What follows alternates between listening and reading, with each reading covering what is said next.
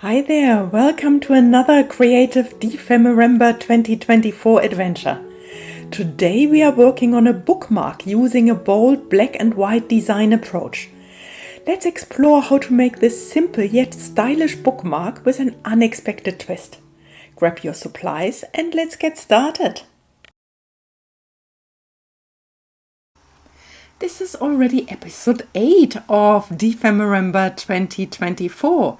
If you are new here, it is an annual event hosted by Barbara from 49 Dragonflies and Luise Heinzel, where we make ephemera through the months of December. I will put all the links in the description box. Here, this page with this tall tuck might be ideal for today's prompt, like a bookmark. And my plan for today is to create a bookmark booklet out of leftover scraps. I found this scrap with November and December on it that I really love, like it's so fitting to DEPHEMEREMBER. But before I do that, I think I would like to start by creating the cover and the back for my booklet by using white acrylic paint, like black and white is the prompt. It's maybe a little bit much of the acrylic paint, but on the other hand, can't have too much paint, especially not if you do some mark making. And here I'm using just like a plastic lid from something that I collected. It's a square one, and you can use whatever you have. If you have like a bottle cap or anything you can find in your household, if you just dip it like that into the acrylic paint and then just press it down on the cardboard, you can make random marks that I find look interesting. You can use it in collages, or I'm using it as the cover and the back, but just to make some interesting accents on the black cardboard. Here I'm using something round. I don't even know what it is. Maybe it is a tea light or tea candle holder or something like that. But here if I make some overlapping circles, and just like that, whatever tickles your fancy. And I have so much paint and I actually enjoy doing this. I think I will just keep on doing it a little bit more. Bear with me. I would like to see what happens if you just roll it down here with lots of paint. I find it really looks interesting. These accidental little artworks, I really enjoy watching what happens. Or here with less, I like this even more. Like this subtle white on black gives such interesting textures. You can see I continued playing. Let me see if it is dry already. Here are the little examples. Now I'm not so sure which ones I actually would like to use as the cover. Definitely this is the size I would like to use. Is it dry? Yeah, I think it's dry enough, but maybe I need to make some space first to get all my little artworks out of the way, to create some space to actually craft my little booklet. And here I use this as a sample, because what I don't want is that the paper underneath, and this here is just normal coffee dyed paper that I had left over, and that I just, when I used some gold in between, when I have my brush, that I use the rest of my brush on a piece of paper, and then at a later point come back to it for things like that when I'm using my scraps. Like doing a booklet like that is a beautiful scrap buster, because when we do pages for our junk journals or so, I don't know how it is for you, but I often cut off the ends, so to make it fit to side, or the top and the bottom, so that I have the right size for my junk journal. And so I have lots of these strips of paper, and so for a booklet like that, this is ideal actually. Coming back to my cover, I think I would like to use that one with the light paint on it. I really like this, because later I would like to decorate it a little bit more, but I like the subtleness of this accidental white paint on the black cardboard. I think I like it more than the circles, but let's see how we go. While I assemble here my papers, and I make sure that I have maybe like a coffee dyed paper, like alternating with some white and then a little bit of green. And here you can see I am not tearing the ends on the same length. I am staggering it.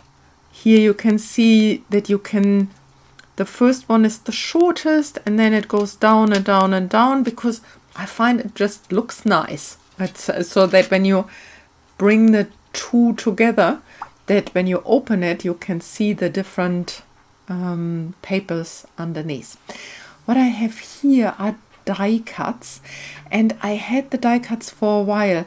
So I need to go back into my emails and have a look if I can find where I got them from. Like if I find it, I definitely will link it in the description box.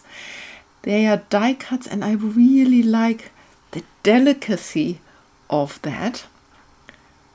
And I think I like this here on the subtle color, white color beneath. I find it looks stylish.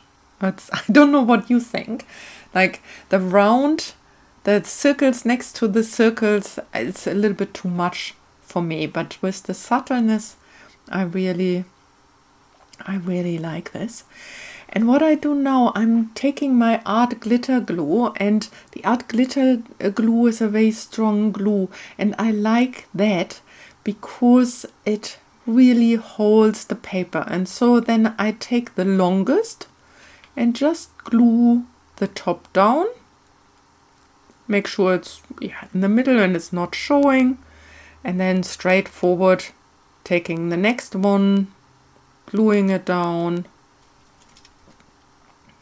like that. What you also can do, of course, you can put them all on top of each other and then just staple it, but I couldn't for the life of me find my stapler. I looked high and low, and I thought, no, I'm using the glue for this project. I even like it better, I have to say, because I would like to add also some lace, and so for this project that's exactly how I would like it. Just pressing it all down so that it is really securely attached. And now using here this cutout, I think it's the delicateness, and I think I would also like some words to it, and a little bit of lace at the top, just fold it over so that it can still be opened. Just cutting off a little piece, and again, yes, using the art glitter glue that is actually gluing everything. You can also use fiber tack or so, but I have my art glitter glue at hand, and so I glue both sides and pressing it down.